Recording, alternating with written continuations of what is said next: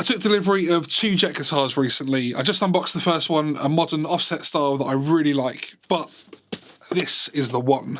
I'd looked through Jet's catalogue, and this one was one that really caught my eye. And luckily for me, this was also one of the ones that Jet suggested that I check out. This is exactly the kind of thing that I'd go for, and I've got like a couple of equivalent higher ends, like Charvels, and I'm definitely going to compare it to this, probably in the more in-depth video that I make, but this is mainly an unboxing and overview, but you'll hear it, don't worry. It's one of those guitars that's just like, well, it's like a statement, isn't it? Some guitars scream confidence and just unashamed direction and influence. There's a time and a place for subtlety, and then there's not.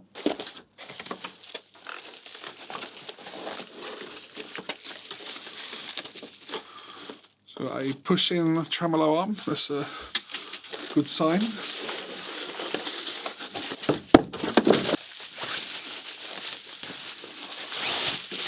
Da-da-da.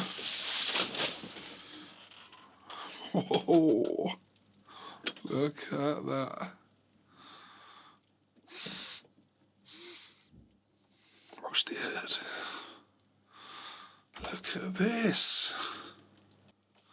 I like this. Let's feel those frets.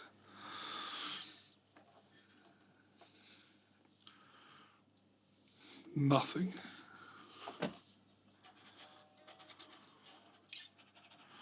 Doing a little polish, but how cool does that look? So I'd say it has a well cut nut if it had one. I'd say it had a badly cut nut if it didn't, but it's got a lucky nut, so that's good. Tremolo goes forward and back. Pot feels pretty good. So this is going to be probably a what's it called? Coil split. Big chunky. I'm used to having like mini toggle switches, but this is a big chunky switch for coil splitting.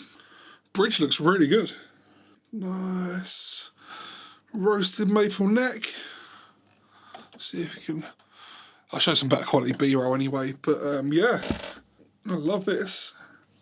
A nice cutaway for when you get up there, a bit like the Richie Sambora Strats, which had the they had the cutaway there and there. Yeah, I like this. This is good. The trem arm just pushes in nicely. You can adjust the tightness, so if you don't want it to dangle around like that, you can have it a bit tighter, but I like that. I'll probably have it a little bit tighter.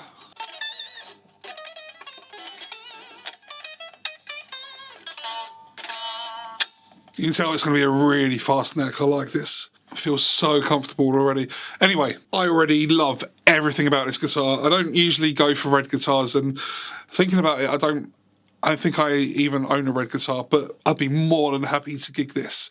It's just cool. Like, if you think it's not, then we're just wrong. So, basically, this really is stunning.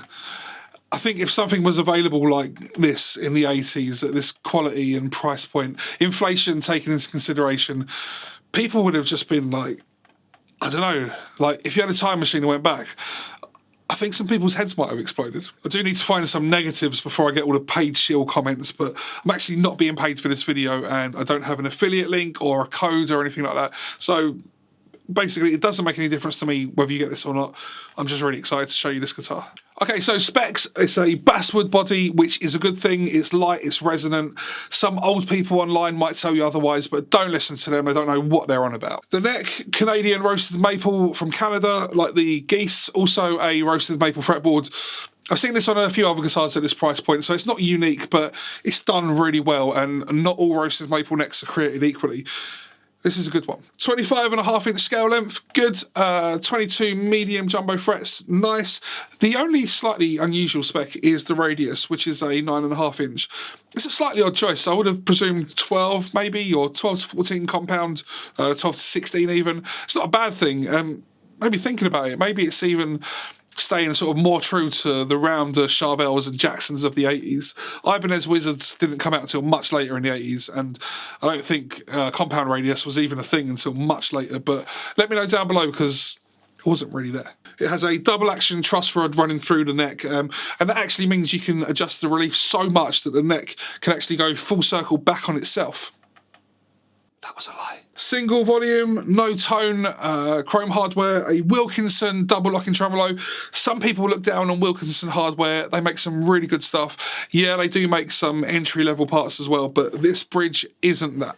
And the pickup is a single humbucker, everything you need in life. It's their own pickup. It's what they call it the J87, and it's got an Alnico 5 magnet. So I'm expecting it to be very Seymour Duncan JB influenced. And I'm really glad that they went for these double parchment pickup bobbins. It really fits the aesthetic. I said double parchment, Larry. Calm down. If you get the joke, then you need to get out more. They're available for about £350. Gear for Music has them for £325. You can buy 2 or 3 of these for the price of a Charvel. That's so much guitar for the money, and it's a much cooler name, logo, and brand than the other lower price alternatives. You know who I mean. So how does it sound? I'll show you. Actually, before we do that, please consider clicking the subscribe button, because honestly, it makes such a huge difference for me, and it lets me do more of this. And I really like doing this kind of thing. It's so much better than other stuff. Thank you so much.